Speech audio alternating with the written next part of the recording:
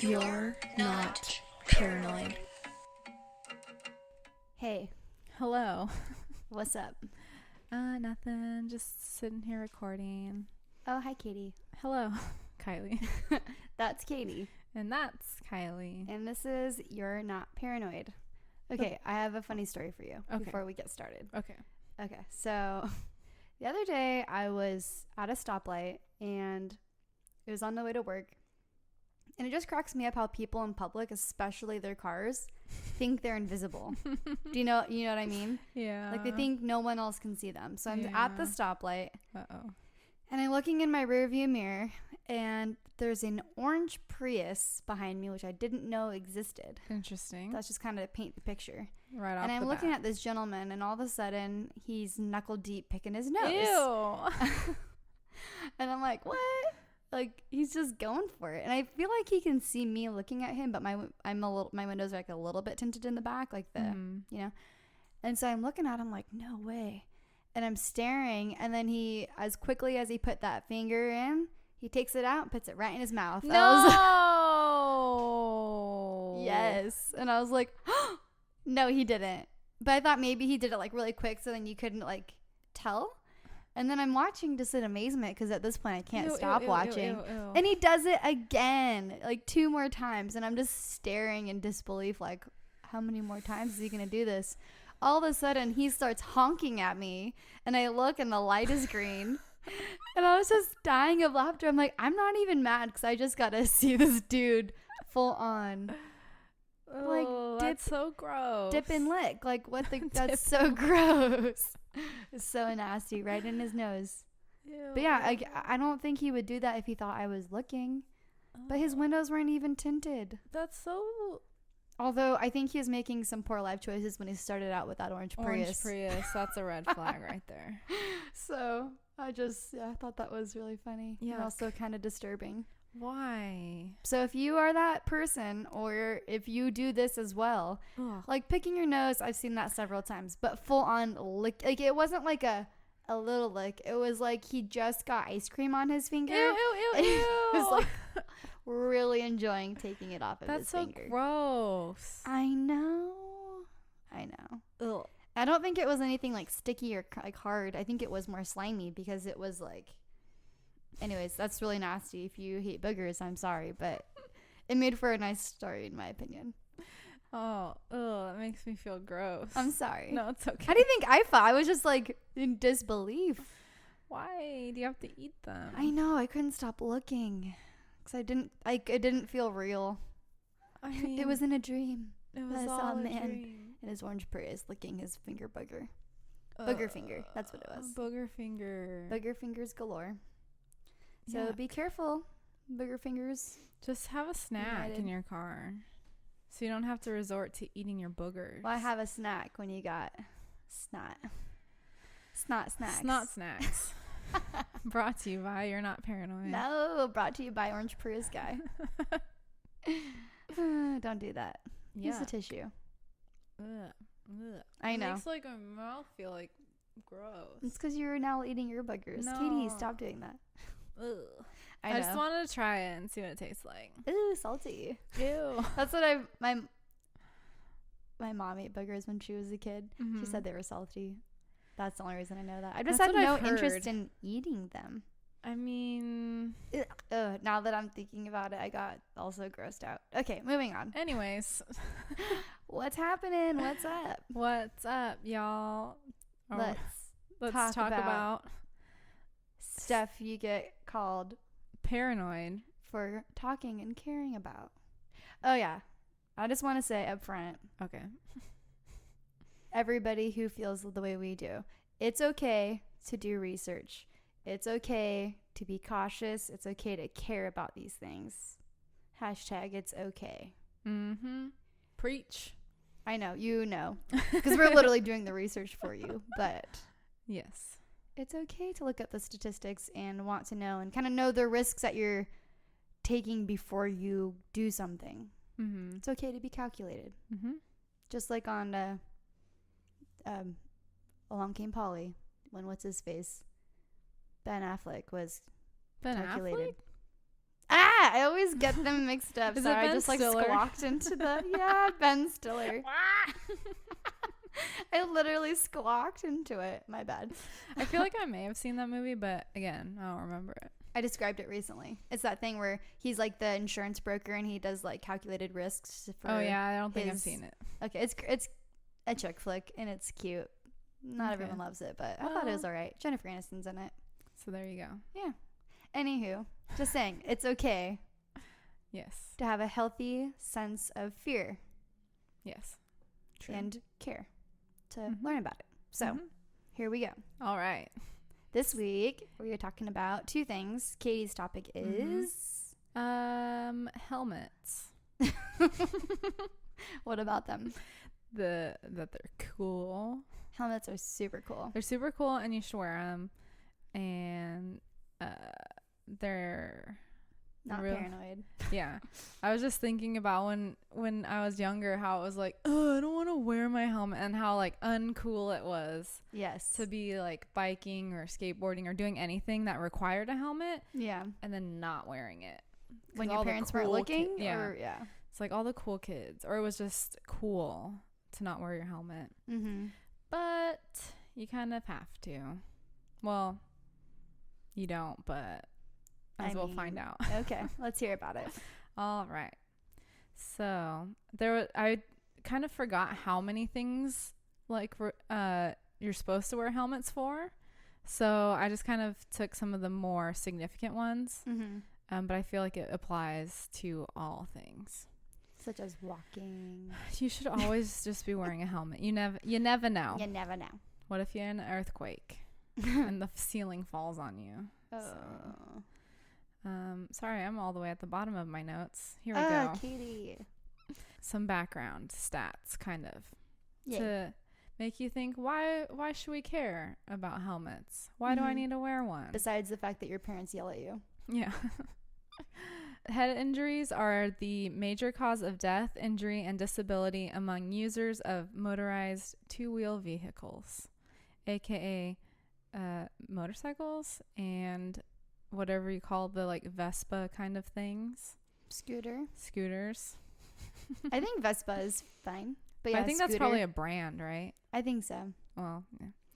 Insert non-brand Scooter. word here.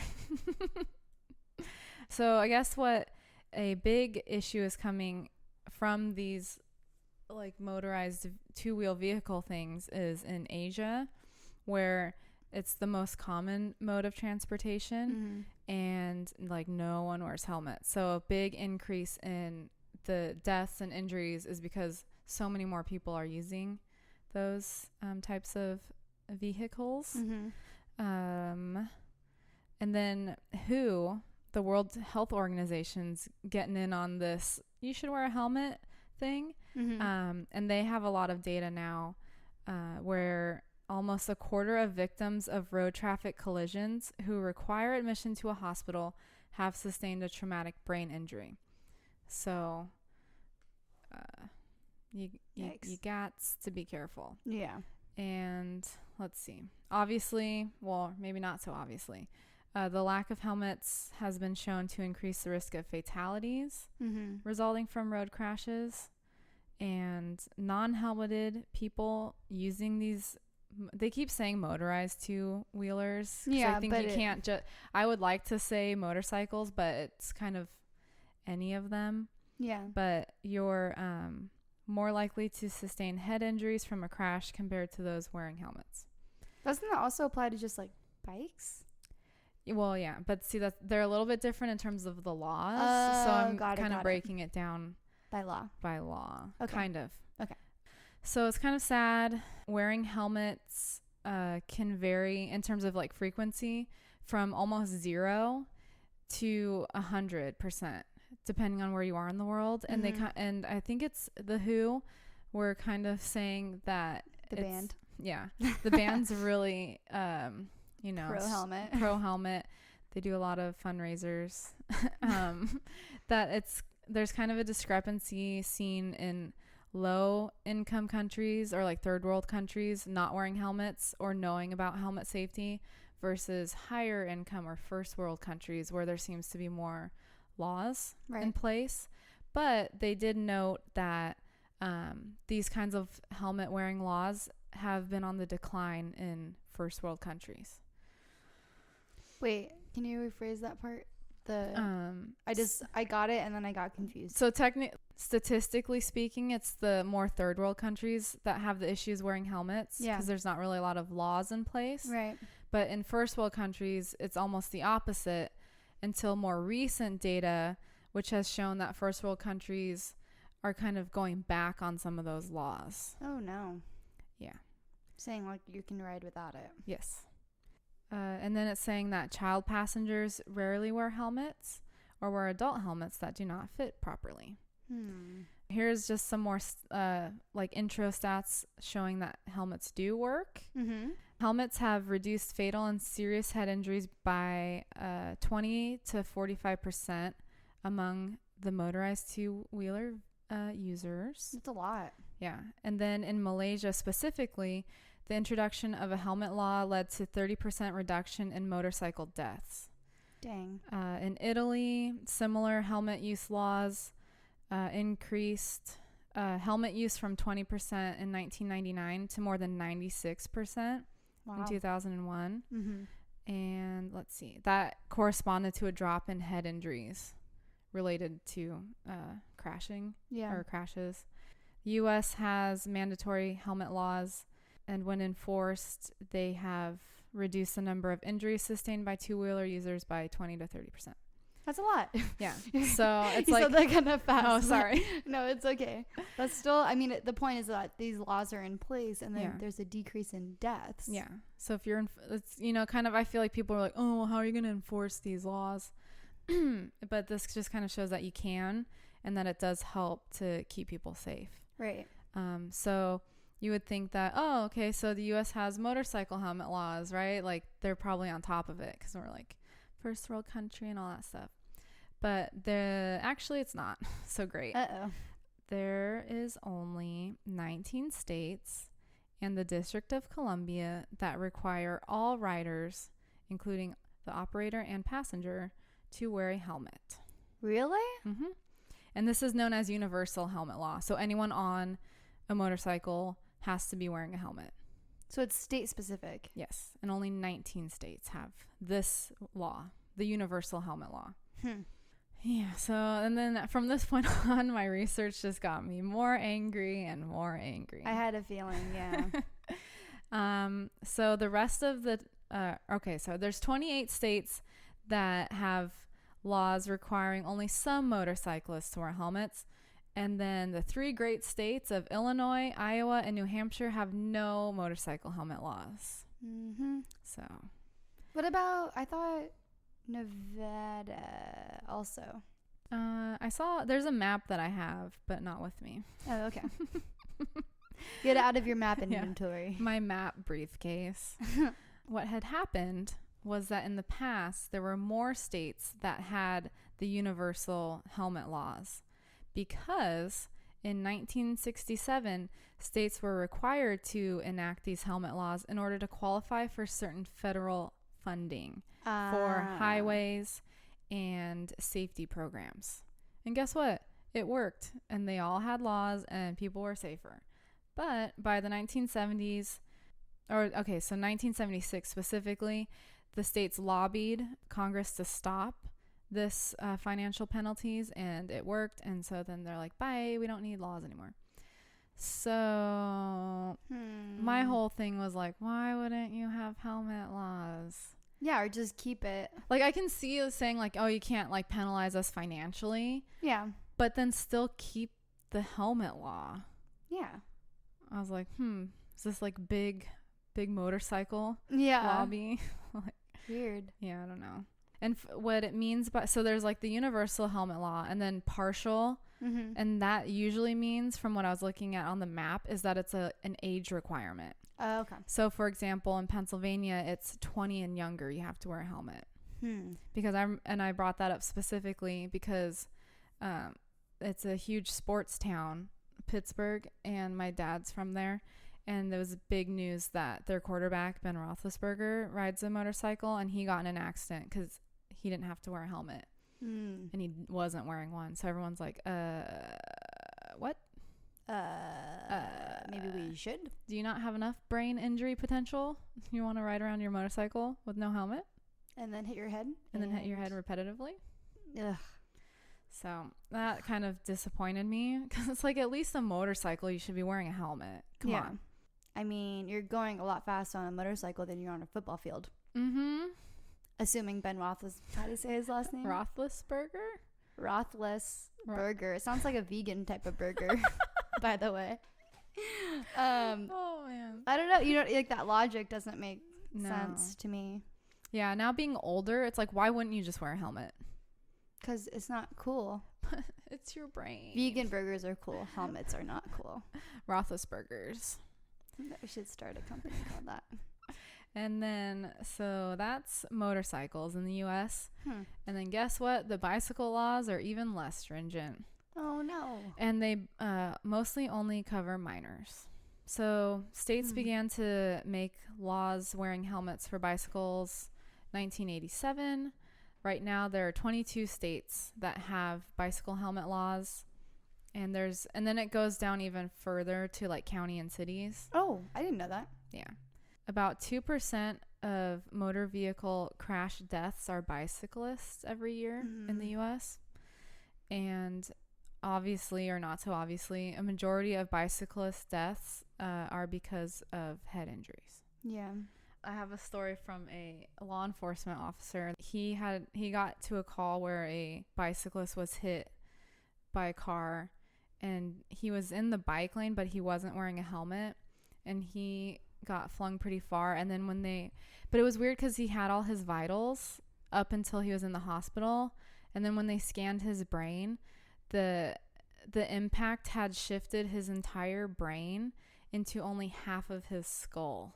Oh, no. Yeah. And I mean, he ended up passing, but that's the thing. That's it. I forgot there's a medical term for it. If you do medical stuff, please tell us. But it's where, because the force of going, but then your skull is there, so it's going to stop. Yeah. Wait, so there's a space in his head where half his brain wasn't there because it was smushed. Oh my gosh. Yeah. But it didn't go into. But the effects of that injury didn't happen until later. Yeah, because he was still breathing, and they still got heartbeat from him. But he was unconscious? Oh. Yeah. Oh, that really, really, really sucks. Yeah, so. I mean, in that case, it makes me wonder, would a helmet have helped? Yeah. See, I mean. At least the impact would maybe be less forceful. Oh, that makes me feel weird. I know. You just have to. And then as drivers, too, you have to be careful when. Yeah. You know, I mean, because he wasn't wearing a helmet, but he was in the bike lane and like doing everything right besides that. Yeah. Well, technically he should have had lights on his bike because it was. Was it at night? It wasn't night. Yeah. night. But it was at the time of the year where it gets dark early. So I think it was around dusk. No, but you mean like it was like only 5:30, but it was pitch black. I see. Okay. It was probably like late afternoon, but it was already starting to get a little bit dark. I know. I think that's a misconception that people don't think they need bikes on their lights if it's not lights on their bikes. What? You said bikes on your lights. What? That's not a thing? No. Yeah, lights on your bikes. I guess if it's not pitch black. Yeah. Outside.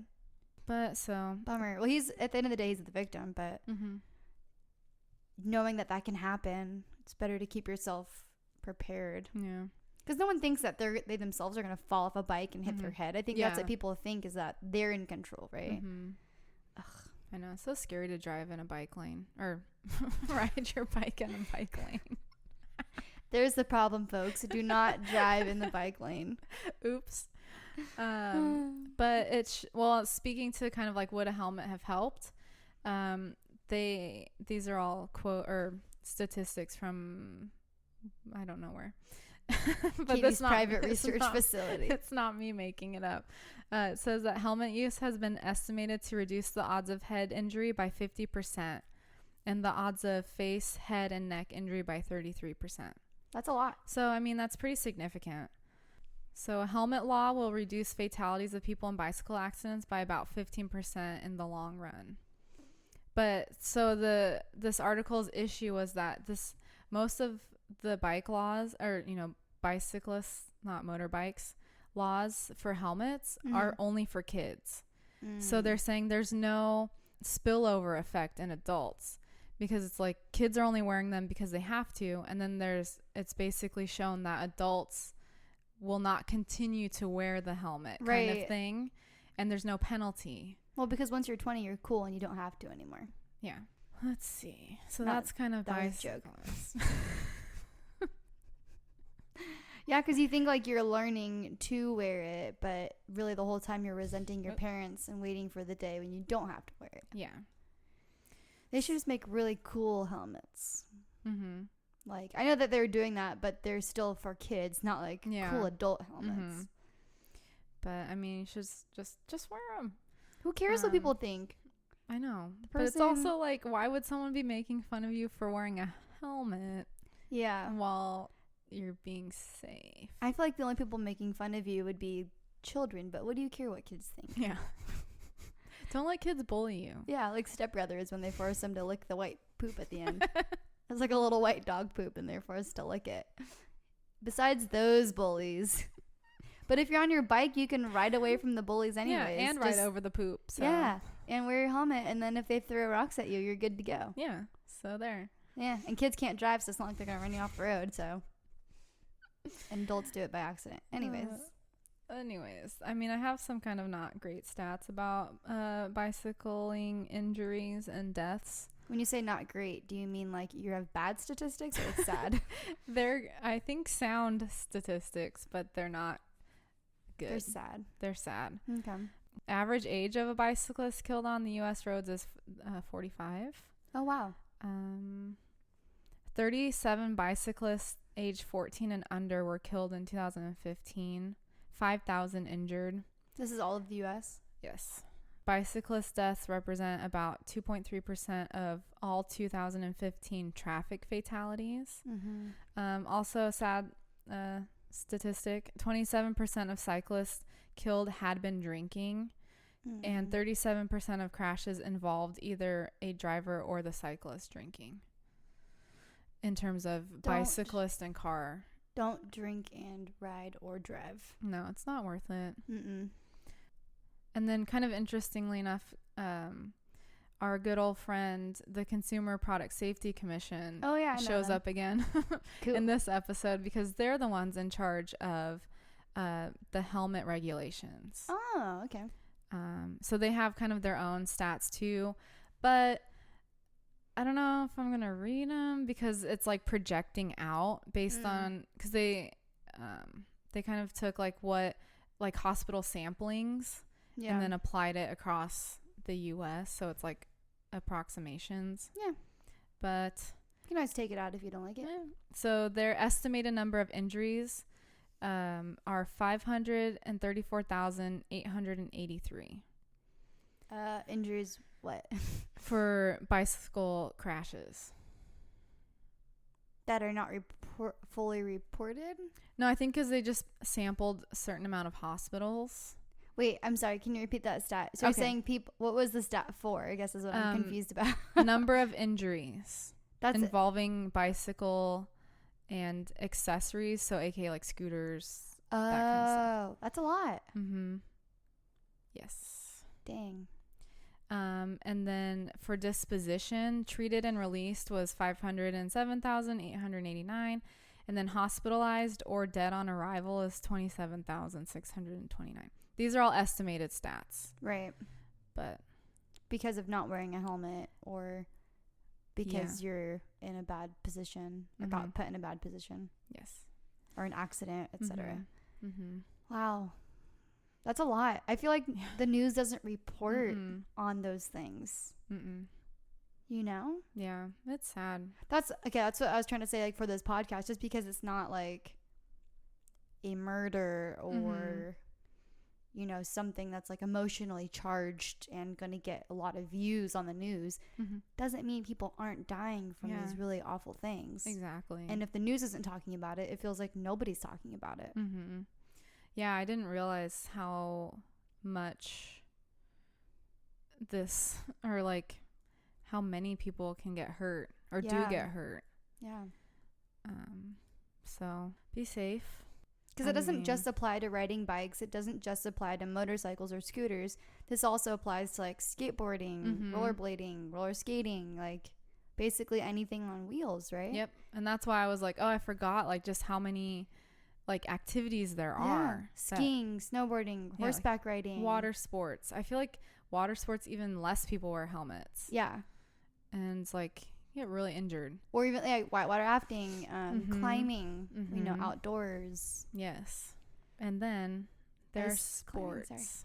Oh, yeah. That's not even the sports part. Sorry, you had a really big topic. No, it's okay. I kind of forgot about the sports thing. Yeah. At first. Well, because you think of just like action sports that or actions that happen by accident. Yeah. Versus like sports, I feel like you know it can happen more. Yeah. So I feel like this could be a whole separate episode. Yeah. Specifically about sports and stuff, but I just kind of wanted to briefly talk about it. Yeah. So it's more of the fear of concussions in kids, especially football, but there's also a lot of other sports that you can have head trauma with. And like even the CDC has this huge campaign called Heads Up. Whoa. And it's like targeting like parents, coaches, schools, and kind of trying to inform them about like just how real concussions are in contact sports. And most of this is targeting football. So it seems to be the most common that kids are doing. Yeah.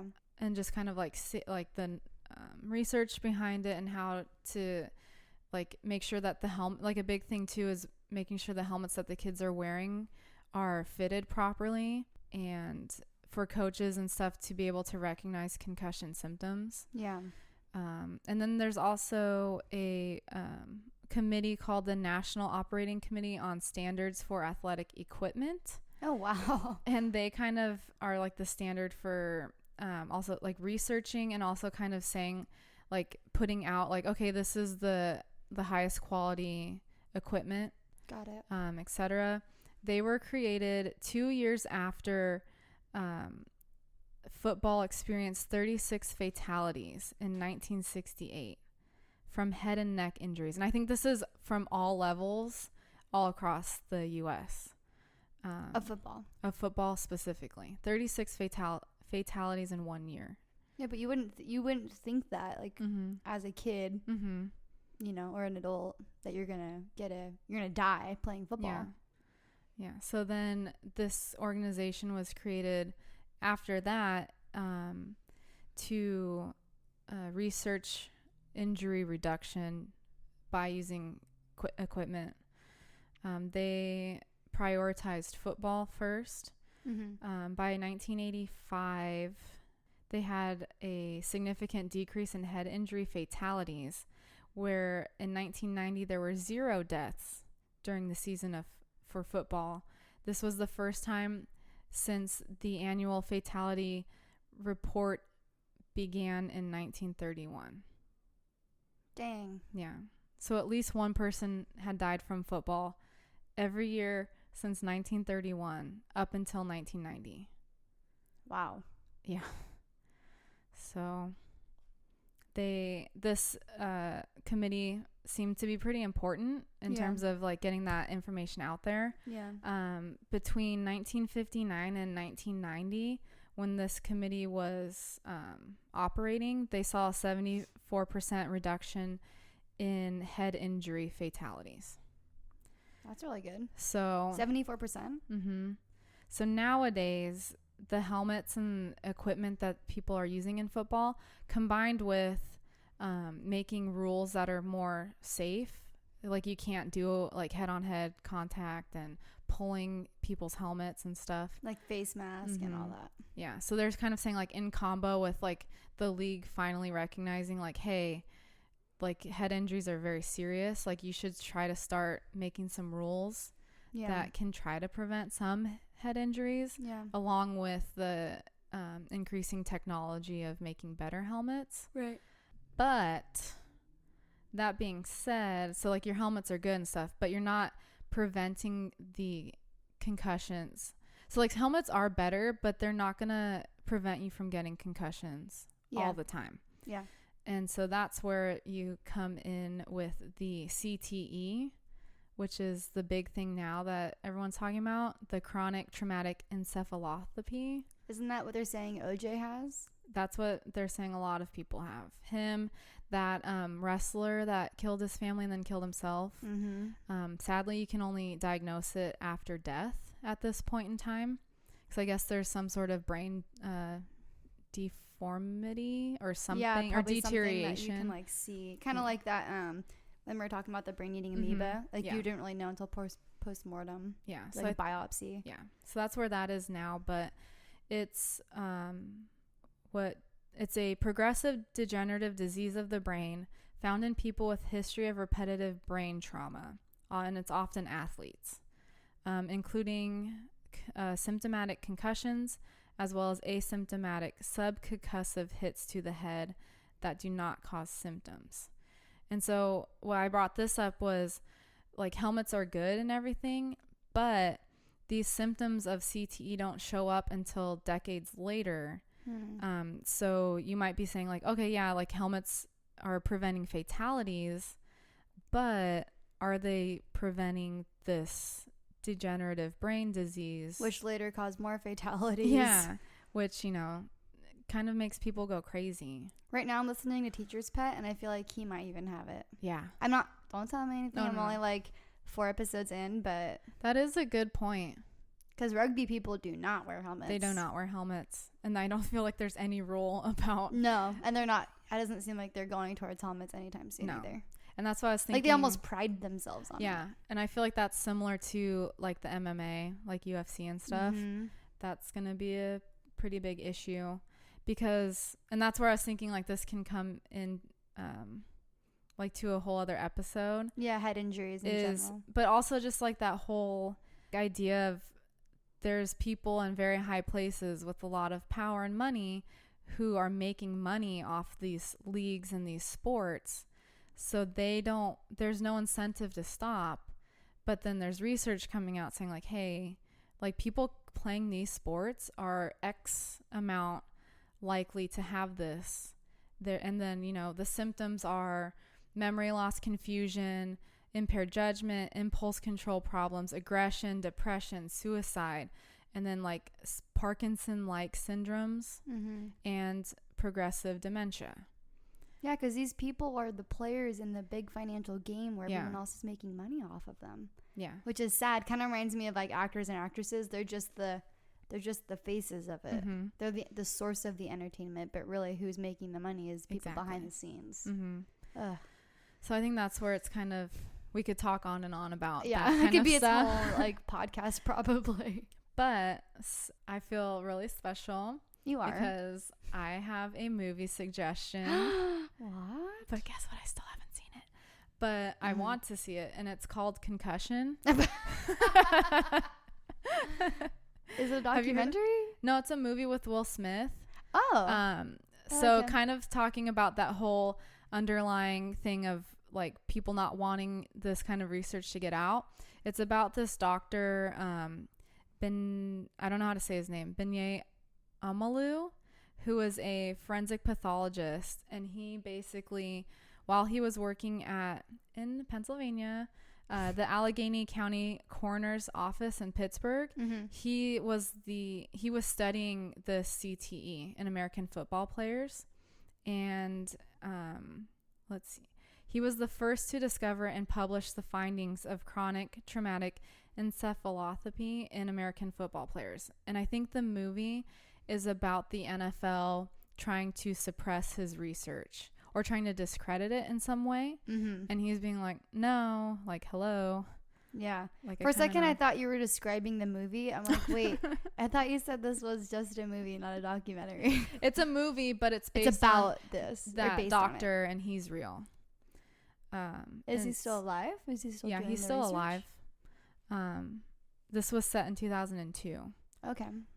And so I think from his research, that's where all of this stuff has stemmed from. Dang.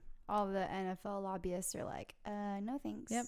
And I don't know if you noticed, like during the Super Bowl and like the playoffs, how they would run those commercials about like scientists and researchers, like, look, we're making like safer helmets and blah blah blah blah blah. And it's just like that underlying, like, see, everything's fine here. We have like, cool helmets. Don't look over here. Yeah, we've got it taken care of. We got good helmets. Yeah. So. But because I feel like that's what anti-helmet people would say is like, oh, well, it doesn't, like, if you're still going to get a head injury wearing the helmet, then you might as well not wear it. But it's like, no, you could actually die instead of a concussion. The helmet at least prevents you from dying. Yeah, which I didn't realize how fatal football was back in the day. Yeah, that's crazy. I mean, they just had leather helmets. What's leather going to do? Prevent you from getting a sunburn on your head? I don't know. Like, yeah. I don't know. You know what I mean? Or like, you're not going to get like grass burn on your scalp or whatever. Yeah. I don't know. So it's very interesting. We can talk a lot more about it, but I think it's just so easy to, like, not in terms of the like CTE and stuff, but just for us regular people wanting to go for a bike ride or snowboarding or whatever. It's just so easy to wear a helmet. Yeah. And it's not going to do anything harmful to you. No. And it could really save you. Yeah.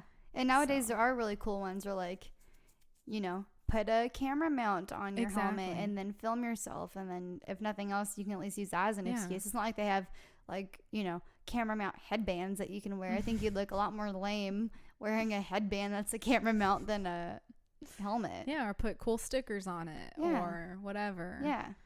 It's just. So I was just going to say, I had a breakfast with a friend today.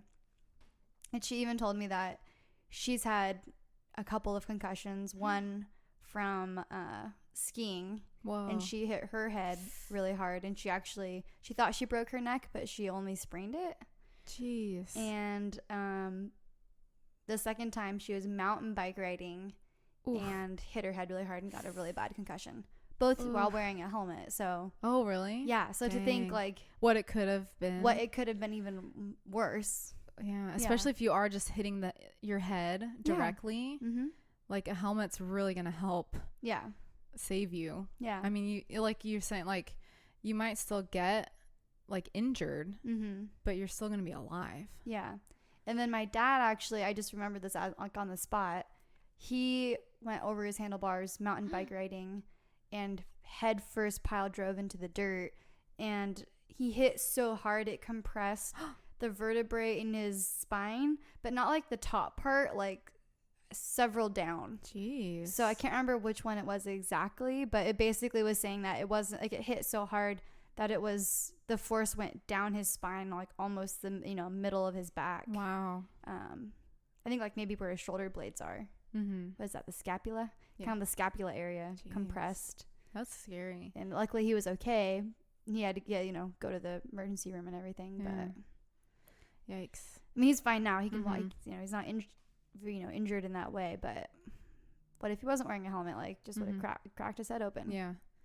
Yeah, and that's another thing too is the Consumer Product Safety Commission on their website. They list. I guess there's different helmets based on what you're doing and like what the standards are for those. Yeah. Because not all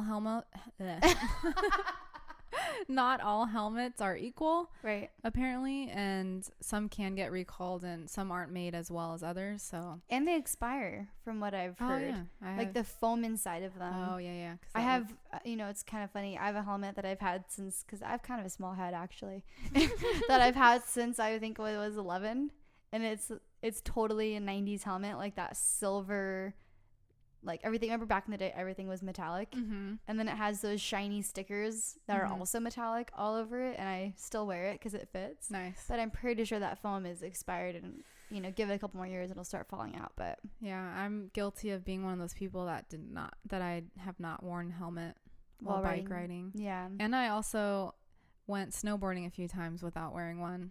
Yeah, and for that one, so like my dad did ski patrol when I was growing up, and he would always tell me, I don't care what you are doing. I know that you're good. Despite the elements around you, things can happen or you can fall, but it's the people around you. You should be more worried about hitting you with a snow. If you're sitting on the snow, what if they come and hit you in the head? Or I told you my friend recently hit his face snowboarding and I don't know if it was a full-on seizure or he was convulsing like in my arms, but mind you, he hit like kind of his temple. So what if he was wearing a helmet? He, you know, he probably would be okay. I know. Looking back, I'm like, why? I mean, wear a helmet. He's okay. Yeah. But at the moment, he was not okay. Yeah. Yeah, like a pretty bad concussion. Yeah. And helmets keep you warmer if you're in a cold environment. Mm-hmm. So insulates. Just wear your helmets, people. Yeah. It's not worth it. Mm-hmm. If you're gonna get a concussion, it's better than dying on the spot. Yeah. And we're all gonna die. That'd be a really lame way to go.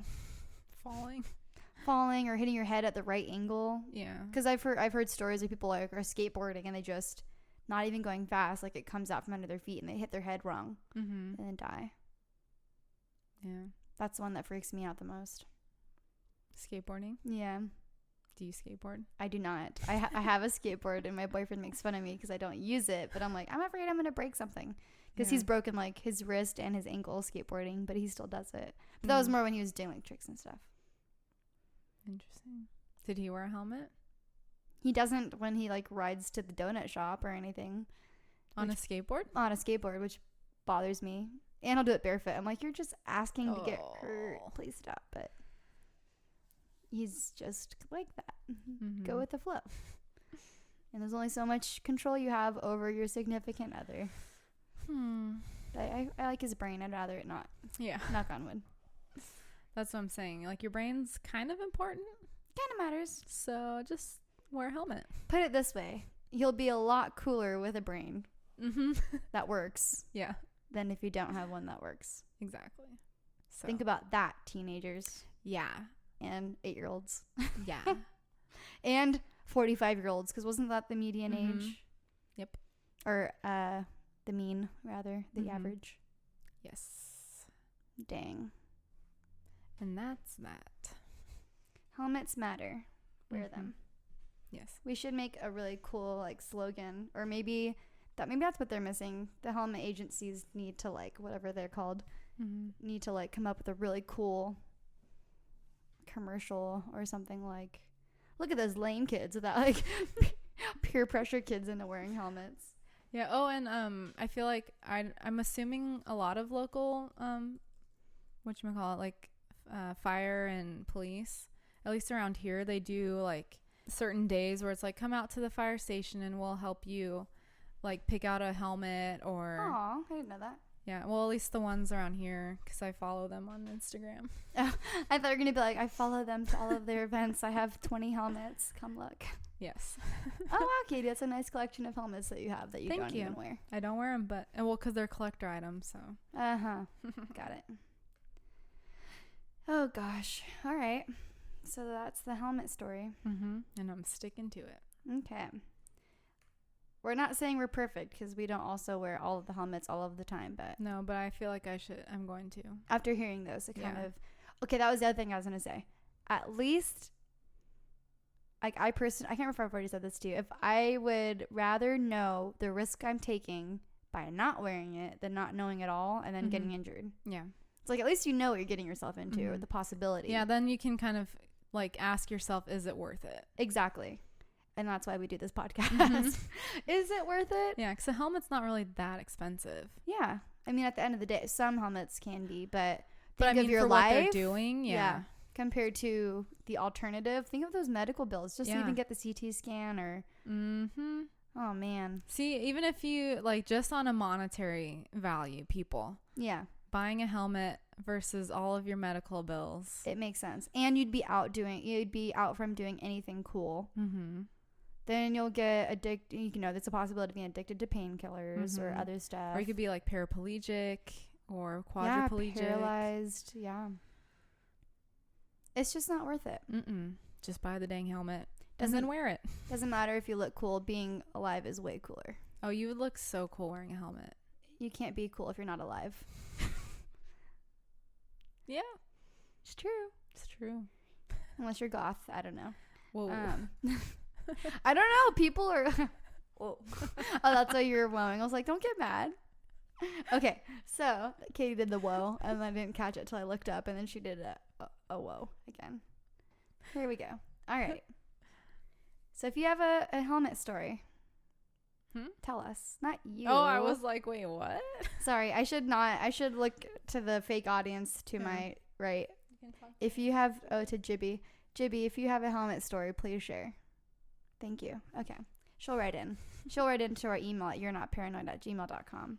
Or even go on the website at you'renotparanoid.com. Anywho, this is Kylie. Hello. Hello. Hi. Welcome. Thank you. I've been here, but I'll continue to talk. So, in that realm of alive is being cooler, or sorry.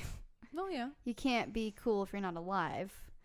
I will be talking about life jackets because that is a thing that people, I feel like, especially when they're out in their bikinis or board shorts trying to look hot and smoking in summer, don't like wearing a life jacket because it hides their whatever. Their six-pack abs. Yeah. Or for those who don't, maybe you should wear one. Just kidding. Just kidding. Dang. I was just saying it's like maybe that could be an option. Like that's your excuse. Like, oh, I have to wear this life jacket. Anyways, okay. So life jackets, or PFDs as they're referred to a lot nowadays, which stands for personal flotation device, are regulated by the United States Coast Guard. So I'm going to be talking. Really? Yeah. Huh. So I'm going to talk mostly, or all actually, about the U.S. Because every time I tried to Google other places, I didn't really get much info. So if you're from out of town, as in the country of the United States of America, let us know what you think about this, or if maybe you can relate, or you wish that you had these laws, or if you do. But there are a lot of countries in the world, so I'm going to focus on the one that we're living in. Oh, wow. So in the U.S., the laws for wearing life jackets are state dependent as well. Some states don't even require it or have a law for it. But in that case, don't worry. I was afraid of this. Don't worry. Okay. So it's state dependent unless there is no law. Then there is the U.S. Coast Guard. Well, that's what I was gonna say. If the Coast Guard's in charge of it, then they're like, you're gonna be in trouble. Exactly. So there's this for the states that don't necessarily require it. It goes then to what the U.S. Coast Guard requires, which is that children 13 and under on a moving boat must wear a U.S. Coast Guard approved life jacket that fits. I feel like oftentimes, especially because I grew up going to the lake, like Lake Havasu in Arizona, where you're like, oh, like, I just want to wear the big life jacket. Like, it doesn't really matter if you're not going to wear it right now. You know, there's one, we have extras, or these are the adult ones. It's like, no, it has to actually fit you. Yeah. No matter what. In California, this is where we are. In California, children 12 and under are required to wear a life jacket. So just sorry for a moment. It's state dependent unless like 13 pretty much is the law. The age of 13 is the law only for states that don't have a law. Okay. So some states have an older age that they have to wear it and under, and then there's younger. So in California, it's 1 year younger. We have to be only children who are only 12 and under are required to wear a life jacket. And there's exceptions and specifics, and I'll put the link on the website because it has a map as well that you can click on your state and see what the requirements are. So it's children 12 and under on all moving vessels of any length. So it could be a small boat, a larger boat, any length. And the exception is that if the child is in an enclosed cabin or on a sailboat, if restrained by a harness tethered to the vessel. That is verbatim, and that kind of scares me personally. That sounds like prison. I know. I picture those little like plush backpacks that have the leash on them, and then they just like hook them onto the wall. They're just like, all right, honey, or like kind of like water skiing, but never mind. And then a couple other states, because I wasn't going to go through all 50, obviously. Oh man, my whole thing is just the state laws. A couple other states I found that were above and below that were Louisiana requires children to be 16 and under, and Florida is age 6. Well, so there you go. Who's surprised? But also, and Florida's more on the water. Yeah. Or you would think that because Florida is people are very big into water sports. That, anyways. But So why? Sorry. maybe But, they're like, taught to why- swim when they're like they're born in the water, and they're just like, okay, you're good. But then you know. still want your life jacket. I don't know. But like 13 is such a weird age too. It's like, why wouldn't you just make it to an adult? Like 18 and under has to wear a life jacket. Yeah. 13. Because the laws are seems kinda just young. for, okay, so here's the thing. children. These are just laws. These are laws for children. But I believe that I think I'll mention it, that technically if you're on a boat, you have to have, like if you're a boat owner, you're required to have a life jacket. Correct me if I'm wrong, people. That you're required to have a life jacket for each individual that fits them, even if they're not wearing it. Okay. So it's not that you're just like a free-for-all all the time. It's that if you're, for like, California, if you're 12 and under, you must be wearing a life jacket at all times. Okay. Unless of those exceptions. And adults, you have to have a life jacket on board, but you don't have to wear it. Okay. Which I find kind of silly considering. But the like point I'm about is to that fall off. Let me go grab my life jacket. exactly. But the point is that it's, if you need it, it's there. Mm-hmm. So according to the National Park Service, because people will often go to national parks for, outdoor like sports and adventures, whitewater rafting, etc. So according to the National Park Service, drowning is the #1 cause of death among park visitors. Really? Yeah. And that's really sad too, because when you go into a national park, you're having fun. You're not there to, you're not like, not that anyone's there to die, but do you know what I'm saying? Like it's usually on like good terms. It's not like just like daily life or anyways. It can happen to anyone of any age and in any type of body of water. It doesn't have to be just the ocean. Because I feel like, at least for us being on the coast, we think that life jacket you associate with being in the ocean or a bigger body of water. It can be a river. It can be anything. Yeah. The National Park Service recommends wearing a life jacket when in or near any body of water. They remind us that the water may be cold, there are currents that can quickly carry you away, or there could be hidden underwater hazards such as a submerged tree or sudden drop-offs. So just because you're at a lake or a river or anything like that, just because it's small, it doesn't mean that you're safe necessarily. There are other things that could result in you drowning without a life jacket. And then this link is cool too, because they break down the different types of life jackets that are available.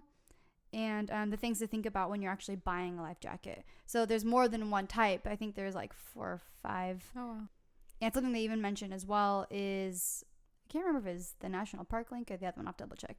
But making sure it's brightly colored. So that's one thing that if you are, in a remote location or need to be saved, you don't want to buy like a blue or like a harder to find, or difficult to spot life jacket. Yeah. That is, it's available. And then there's other ones that they're actually specific links, and I'll put those on the website for life jacket fitting. Has to make sure it's like snugged and tight, not just like hanging loose in your life jacket, because it's not going to work. Yeah.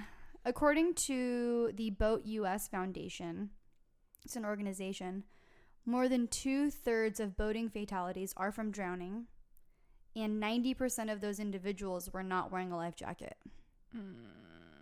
So they say even if you're not currently wearing a life jacket, they require, this is the U.S. Coast Guard, I believe, or the United States requires that the life jacket is available on board for every person, and that the life jackets themselves are U.S. Coast Guard approved. Okay. So there are life jackets out there that are not approved.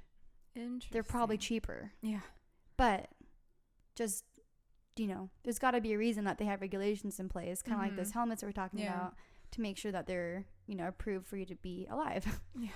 And it just goes to just talking about this, it doesn't really matter how experienced of a swimmer, if you're a waterman, girl person, whoever you are, anyone can, this can happen to anybody. Yeah. So there's actually this article by the U.S. Coast Guard Reserve, and their stat was that 80% of people who weren't wearing life jackets when they were found, their stat is 80% of people who were found who drowned weren't wearing life jackets. So then the question in the title of the article is the other 20% when wearing a life jacket isn't enough. So 20% of people, according to them, drowned despite having a life jacket on. Yikes. So just like the helmet thing, it's not the do-all, end-all. or BL, whatever the phrase is.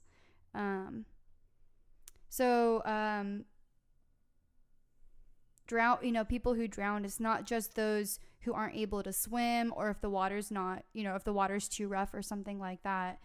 It's usually due to an unexpected entry into the water. It's not like someone chooses to drown. Mm-hmm. It's because of something that happens, or it's not just jumping in the water and they can't swim, because someone who doesn't know how to swim wouldn't just jump in the water. Exactly. Yeah. A large number of the drowning victims who do wear the life jackets are paddlers. So people who are like canoeists or kayakers. Mm-hmm. And the good thing is that paddlers tend to be better at wearing life jackets as opposed to people who are like on boats or like fishermen or that kind of thing. Mm-hmm. Another paddler type would be like stand-up paddleboarding. Mm-hmm. The problem is with they call them paddlers. I'm just going to say that for now because it's kind of like that collective group. The problem is that they tend to go to more remote areas away from people who are passerbyers or like not with groups. And it's really common for them to go alone or even with one other person because they feel like they're, in their kayak or canoe, like they're pretty safe. And they do make one person kayak. So if no one else can go, they can just go by themselves and they're self-sufficient. But the thing is that the vessels that they're using, the kayak or the canoe, are relatively unstable by design, and they're prone to capsizing, which means falling over and becoming upside down. They also noted that in this article that when this happens, they're at a risk for a dangerous situation called entrapment. So, and that word itself is like pretty dark, or kind of like, I don't know, it just gives you a not good feeling. Entrapment is when the vessel or the boater themselves becomes snagged on rocks or debris in a hazardous area and then gets trapped under the water due to severe hydraulics of the water. So, sorry, if you have a phobia of drowning or a trigger or anything like that, beware, because this is going to get kind of heavy. And the pressure of those hydraulics make it so they're unable to escape the vessel, or they're unable to escape the forces on them from the water pushing them down, despite having on a life jacket, which then can result in drowning. Yeah, I have a big fear of that. Being trapped. Yeah.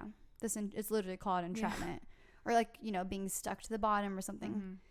I feel like that could even happen like snorkeling or other things that aren't like you're purposefully underwater, but if you get snagged or stuck under the water, like, waves on a beach or something, surfing. Other reasons that someone with a life jacket can drown is if they get injured in some way that makes them incapacitated while in the water. That's what I was thinking. Yeah. Another scenario is that someone maybe trips and hits their head while on a boat, or if they're on a sailboat and like, I think it's called the boom. I'm not positive, whatever that thing is that comes across and you're like, duck. There's a lot, I feel like, what was it, Step Brothers? It comes across and it's like, later loser, or whatever he says. Makes them unconscious and enter the water. One way to prevent dying this way is to wear a life jacket that actually turns the unconscious victim face up and out of the water. They have those? Yeah. Ooh. And that's that thing that I mentioned earlier where you want to go on the website and like when you're picking out a life jacket, it's kind of thinking about what you will be doing. Wow. And kind of taking that into consideration. And I'm guessing that the price will fluctuate based on the life jacket's ability. So unfortunately, most of the more comfortable PFDs or the life jackets, which are labeled as type 3 or type 5, do not do this. They don't turn you over automatically, or at least not consistently. What all life jackets will do, unless they're manually activated inflatables, is bring the person, whether unconscious or not, back up to the surface, allowing those nearby to pull them to safety, not necessarily turn them over. Yeah. The problem is there's not always someone nearby or who notices them, which is how they'll die. Yikes. Because they're unconscious. So a big problem with this and general injury, which causes them to be incapacitated, that's, not necessarily unconscious and able to swim to safety being the only reason, is that they can have what's called mouth immersions. So this happens when basically the person, say they're in the ocean, right? Mouth immersions happen when the waves continuously splash over the victim's mouth, resulting in a small amount of water to be ingested, which may enter their lungs. Yikes. While unconscious. Yeah. Or even conscious. That's the thing. The more forceful the waves go over their nose and into their mouth, the more water that becomes ingested. Eventually, they will be unable to keep their head above the water, which is how they drowned. Jeez. So it's not drowned. Drowned, I think. Edie? Drown. That's how they will drown. Yes. So, I mean, it's kind of the same thing in that if you're unconscious, your either head's going to be in the water and drowning, or even if you're aware of what's happening, but you can't swim to safety, or there's no boat around, there's no one to help you, you can't keep your head above the water enough because the waves are too big or whatever is happening. Maybe you're in a rushing river. You're being like, held under more than you can handle. Or then the force of the life jacket can pull you up. Or even that entrapment. Yeah. So you see what I'm saying? It's like those are all things that can happen even if you are wearing a life jacket. But you still should wear the life jacket. So the important thing, and that's the mouth immersions thing can also be like if the life jacket doesn't fit. So they say that the life jacket needs to fit and needs to be able to stay fastened and something that you'll actually wear. And apparently today's life jackets are much cooler than the old lame ones. So I just wanted to pause for a second because I don't want people to freak out more. Like that thing with the helmets, like you can still get a concussion even though you wear a helmet. It's the thing about bringing this up of people dying even though they're wearing life jackets is being aware that you can't just count on the life jacket. Like that's going to be the first thing that will pop you up, but you still need to be aware of what could happen and like being aware of your surroundings and knowing the risk and like don't go alone. Yeah. Maybe have 2 or 3 people, maybe, so that you could, I mean, you have more friends and then have fun. And there's probably, I'm thinking even like those extreme kayakers, like they wear helmets when they go over like those waterfalls and stuff like that. So it's like, hey, double topic. But yeah, I just want to bring that part up. It's not to scare anybody, but to let them know like this is real. Yeah. Like wearing a life jacket really, really matters. And in this report, they say the scenario we frequently see in fatality reports goes something like this. So it's not just, like we were saying before, it's not just, it's not people who are inexperienced swimmers. It's going to be anybody. So the fatality report goes something like this. The victim has a life jacket on, but not secured. The victim falls into the water.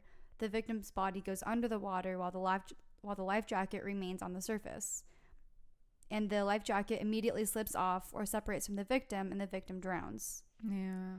So that's another scenario of when someone's wearing a life jacket, but it doesn't fit or it's not snug and secure. Like it has to fit properly because your body will slip out of it if you are unconscious.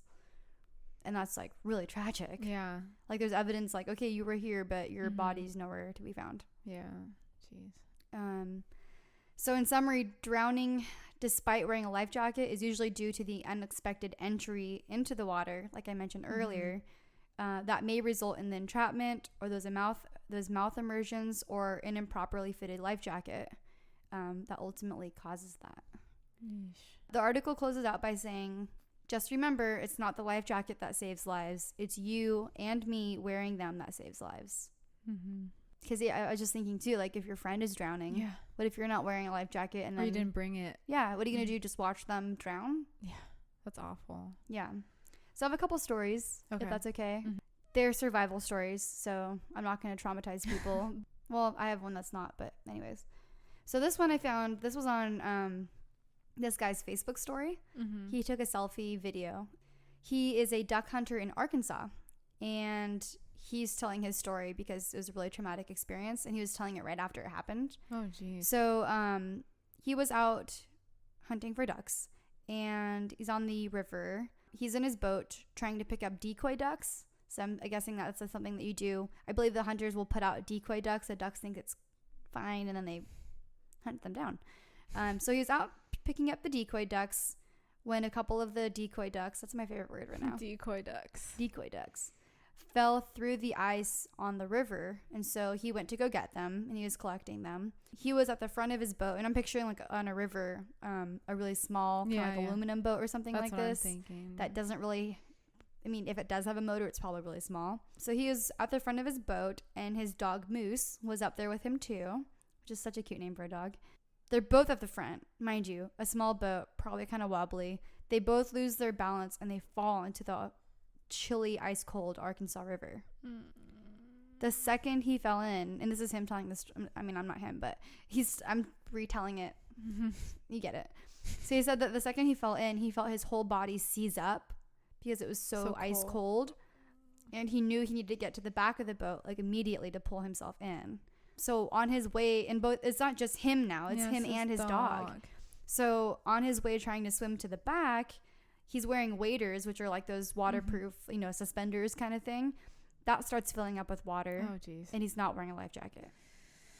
And his dog is on his back scrambling, trying to get on top of him, trying to save himself too.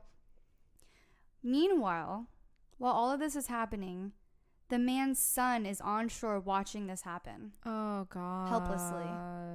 And he's just yelling at him like, don't come in, because he knows like he also doesn't have a life jacket. Yeah. And so he's, panicking, and he knows he's just like, I need to get to the back of the boat to like stay alive. He gets to the back of the boat, and I'm guessing with like adrenaline and, the fear of dying, he is able to pull himself out and on top of his motor. Wow. Which is super fortunate. But he said that day he was even thinking like, I maybe should wear my life jacket, but then kind of blew it off. Like, I don't need it. He was on like a calmer part of the river, so I thought it would be fine not to wear it. But his final message in his video was that it would really suck to drown that way, like in a river that you're used to fishing, that you're familiar with, doing the same thing you always do, especially in front of your kid. I mean, not that that's a normal scenario, but... Did the dog survive? The dog survived. Okay. Yeah. I know that's probably what you were most worried about, but yes, the moose survived. And that even on days when the conditions are good, it doesn't have to be bad conditions to slip and fall. Exactly. Yeah. And you just never know. And that is just worth wearing it. Really. Yeah. Another one, this one I thought of while doing this. What's one of the scenes of a movie that I know you've seen? Oh, no. Where you're like, there was room. Or why weren't you wearing a life jacket? Titanic? Yes. So I thought about that. So Mythbusters actually did an episode on this. And that, yes, he could have been saved, according to them, if he was using his brain. And she was too, but it was cold and it was a long time ago. No excuses. And it wasn't real? It was real. Not the Titanic wasn't real, but it's based on a real story. The Titanic was real. Sorry, delete that. Please delete that. I was talking about that scene, but then I realized at the end of the movie, she's like, I still remember him. But that's an actor too. See, now I'm confused. So that's what I meant. Real as, let me save myself. Real as in the story of Jack and Jill? Jack and Rose. Rose. I just said that. Jack and Jill. I think it's like a movie within a movie kind of thing where they're making the love story, the movie based on her account, but I think she is also not real. Okay. I'm gonna delete all of this. So, according to chasingthefrog.com, they're a reliable source. The characters played by Leonardo DiCaprio and Kate Winslet are almost entirely fictional. Excellent. And the love story is also fictional. That's what I meant when I said, is it real? I know Titanic was real. Conspiracy. So, the storyline that Mythbusters wanted to prove was that Jack could have been saved if they... so to keep afloat and just out of the water enough to survive, they would have had to take their life jackets and tie them underneath the raft. Oh. Which then would have allowed the buoyancy to push up the door, and it was a door, right, or plank of wood, for them to survive. Okay, so if they both would have been on it, they would have just pushed the wood under the water and drowned that way. Like there's too much weight. No, so there was too much weight because it's not that the door wouldn't have supported them floating. It's that those waters were so ice cold, they would have died of hypothermia. Oh, so they had to have been on top of it. They need to be on top of it, out of the water, so that their body temperatures don't drop and then they die. Got it. So that was like the reason why he didn't get on top, was because if they both were on it it would sink in too much. Not that it would sink all the way, but that they both would die of hypothermia. Assuming he's familiar with that. So he stayed in the water so that she would be enough to float. But I think they had life jackets, or someone threw. He didn't have one on. Right. But they would have had to grab a life jacket, stick it under the door, and then they both would have been able to sit above on the door. Pretty sure that's not going to go through your head. No. Unless you're maybe like a super smart engineer person. Exactly. Unless you're on Mythbusters. Yeah. So a random side note, there was actually foreshadowing that this article brought up that myself as a 9-year-old who watched this didn't catch. So Jack says to Rose in the scene where he saves her from jumping off the ship, he says, "To tell you the truth, I'm a lot more concerned about the water being so cold. Water that cold, like right down there, it hits you like 1,000 knives stabbing you all over your body. You can't breathe and you can't think." I didn't remember that, but I don't remember that. Apparently he said that, and then he meets his demise. Interesting. It's almost like Romeo and Juliet. Yeah. It is exactly like that, actually. Kind of. Well. Anywho, so that was one scene about life jackets I thought was kind of fun. It's not fun that he died, but you know what I mean. Okay, so this is a personal story, so I'm going to refer to myself. No, sorry. Did I say personal? A personal friend story. Oh, okay. I meant like a story that I know, someone I know personally. Wow, my brain is off today.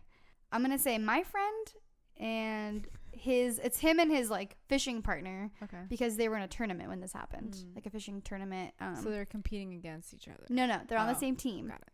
Teammate. I'll call him his buddy. I don't know. Because I felt like if I call him his partner, he's going to sound like they're in a relationship, but they're just in a fishing relationship. Okay. All right. So my friend and his friend. So they're in a tournament and they're in Southern California. When they start these fishing tournaments, I believe they usually start at like 5 a.m. And I believe this was in winter. So it's really cold. And you're on a boat. No, thank you. In the ocean. No, thanks. And it's a really cold morning. And the rule for the tournament is that you actually have to wear the life jacket when the boat is moving. But you can take it off when you get to an area. So that's another thing. Like if you're in like a tournament or something, they might have their own rules and regulations despite the fact that there's not technically one for wearing it. But anywho. So they're wearing their life jackets. Super cold morning. They're heading to this area that they know is really good because you have a range along the coastline that you can fish. So they jam over to that area to fish the fish they want to find for the tournament. And they arrived there and they kept wearing the jackets because they were so freezing that they thought the life jacket would like help insulate them. So they kept them on. And also when you're in a tournament, you want to get the line in the water ASAP so you can start catching fish. That's how fishing works.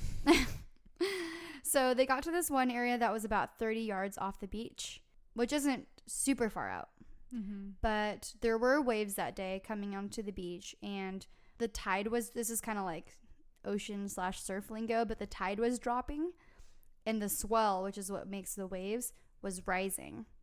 And the waves around them started getting bigger. So picture like there's their boat, there are the waves, and then there's the shoreline.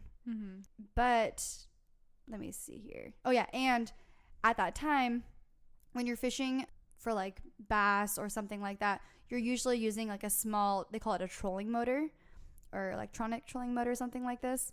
That's done, it's a motor that goes in the front of your boat. That way you can maneuver quieter and you don't have to like, rev up the engine and start all the fish. So they're using a small trolling motor at the front. And they look in the distance and there's a giant wave that's coming out of nowhere where all the waves that they've seen go past them and break behind them towards the beach. This one now they're looking out and their boat is facing towards the rest of the ocean and they see a wave break. Oh, geez. They said it broke really far out in front of them. So they didn't think too much of it for like a minute. I think they're like, oh, okay, that's not good. But at least it's, farther away, but it kept rising. So what's happening is the wave had broke. So there's like the whitewash. They call it like the whitewater.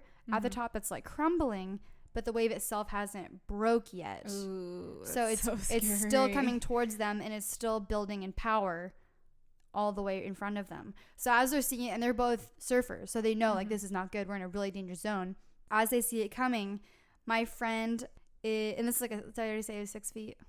Okay, it's like a 6 foot wave with, 18 inches of whitewash hovering above it. So it's like 6 feet doesn't seem like much, but when you're like on your stomach and you're looking up, or 6 feet of water is coming towards you while you're on a boat, that's not small. So they see it coming. My friend's at the bow of the boat, which is, I believe, the front. He's at the front of the boat, and his buddy is seeing it coming towards them. He's like, start the motor. My friend's trying to get the trolling motor up, because that's not going to get him anywhere. Yeah. And the friend is at the back trying to start the motor. Oh, I see. And it's not starting. No. And they're like, oh my God. Like, it's panic mode. The wave is coming closer to them, and it breaks on them. It full on hits them, turns the boat around. While this is happening, my friend is at the front of the boat holding on. His buddy is in the back holding onto the steering wheel, trying to like brace for what's about to happen. They now have the boat went from facing the rest of the ocean.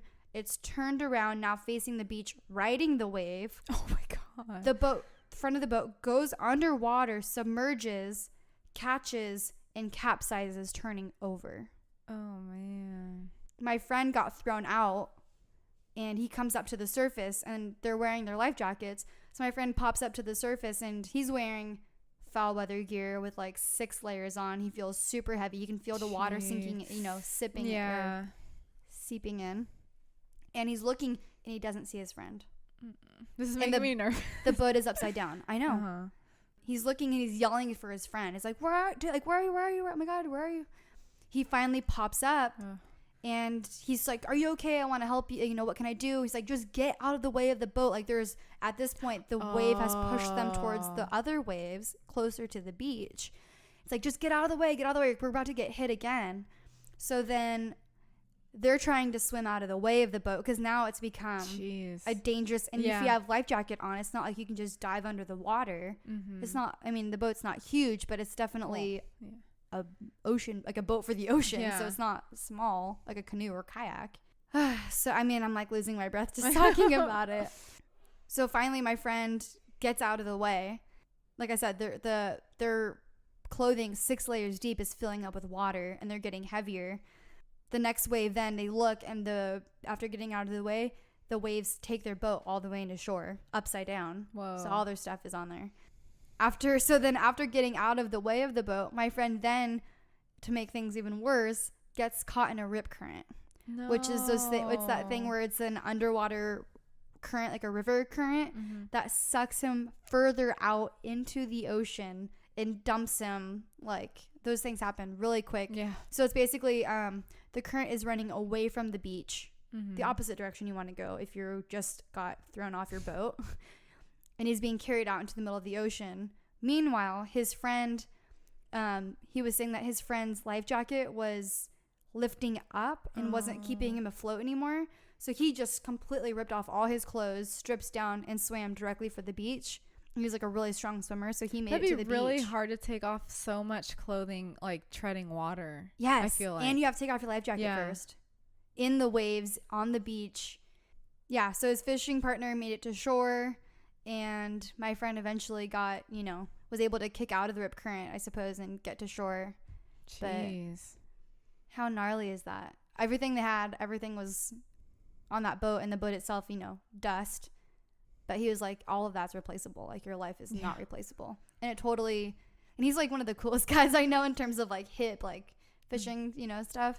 He's like, that completely changed my view on life jackets, and I'm like a huge, fan, not like a fan, but try to promote the safety of them. And yeah, exactly. Wow. He also mentioned that, like, because I feel like this could be its whole own episode too, for fishing and stuff like that. They have things that are called kill switches on boats, where you basically tether like a little cord to yourself or like whoever's driving the boat, and the other part of it is connected to the ignition. So if you fall off the boat kills, or the boat stops. Because there's been times too where he was telling me that there was a man in Lake Mead who fell out of his boat while the boat was going like 50 miles an hour. His boat washed up, like, just because once a boat isn't like a car, you put it into the throttle or something like that. what's it called? Like into gear. You push it forward. It Yeah, and sounds it like so stays dumb. there. And it stays there. It's not like you have to push on a pedal the way a Mhm. car works. So this man, his boat was found washed up on shore because it went Jeez. like 50 going onto Oh the my shore, God, which is that's dangerous so as well. scary. Yeah. And then his body was found later because he had died drowning, you know, in the middle of the lake, not wearing a life jacket.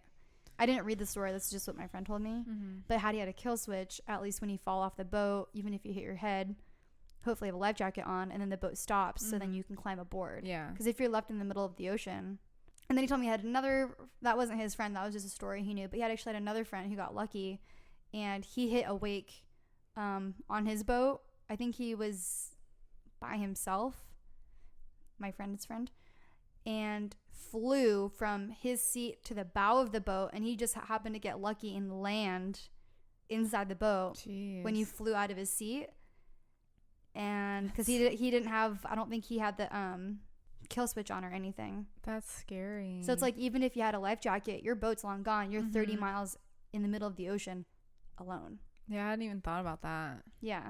So that, like I said, that could be its whole other episode about like getting stranded in the middle of the ocean. But the point is, oh wait, one more thing. There's also like big wave surfing has been completely revolutionized by those like inflatable life jackets where people before were drowning from big waves. Because it's not just like hitting your face or getting hurt, but you actually would get trapped in the white water of the big waves. So like say, and I've had this happen to me, I didn't die and it was a lot smaller scale, but the big waves that they're surfing are like 40 feet, giant, where the white water is super huge and there's no buoyancy to it. It's all foam. That happened to me one time where I was trying to get above the surface, and then the thing is, you might be out of the buoyancy part, but your head is still stuck under the foam part, and you can't. There's just like air pockets of, you know, try to inhale foam, salt foam. It's not going to work.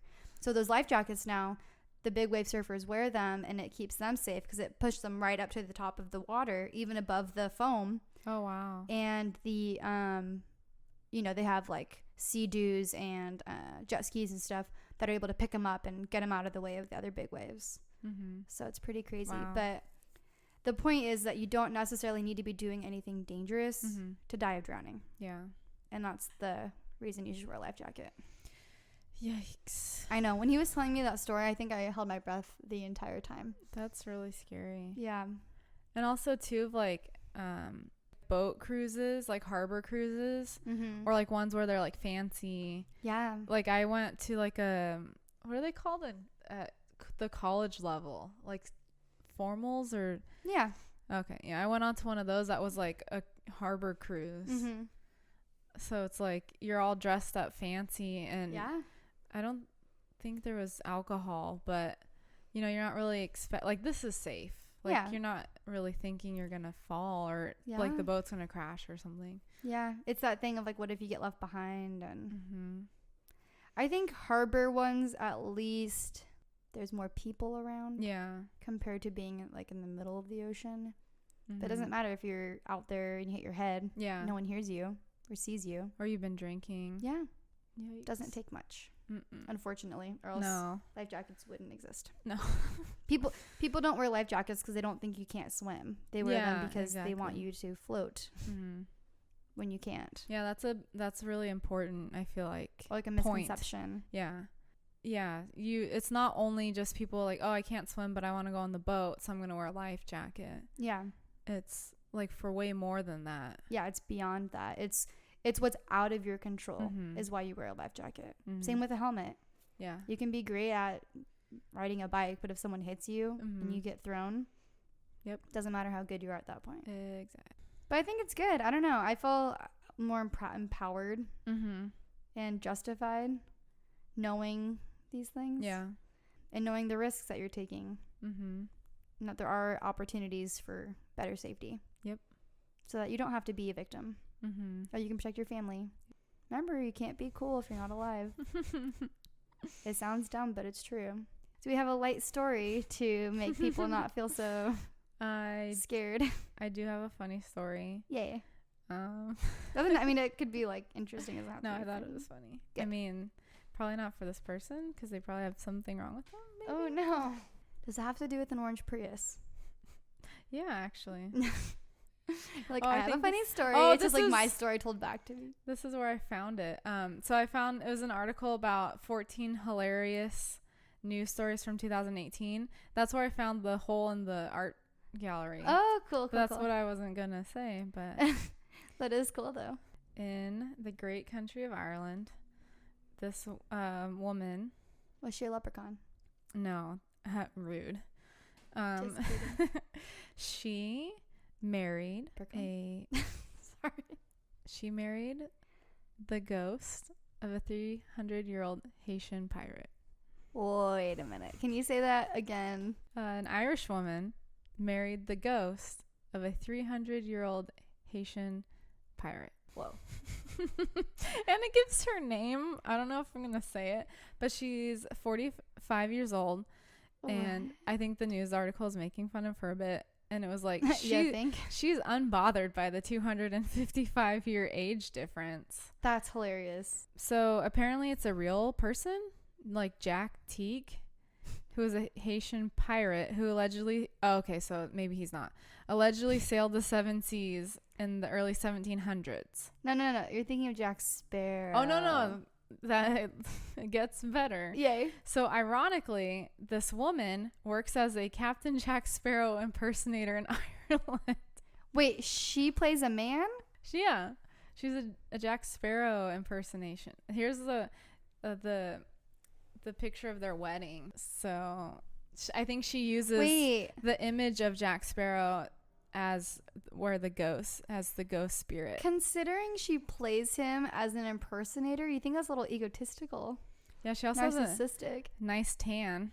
She kind of are you sure that's not what's her face? Snooki. Snooki. I was gonna call her she's Kiki. got a very Jersey Shore vibe. So she says that they first met in 2015 while she was sleeping. She felt a ghostly presence in her room.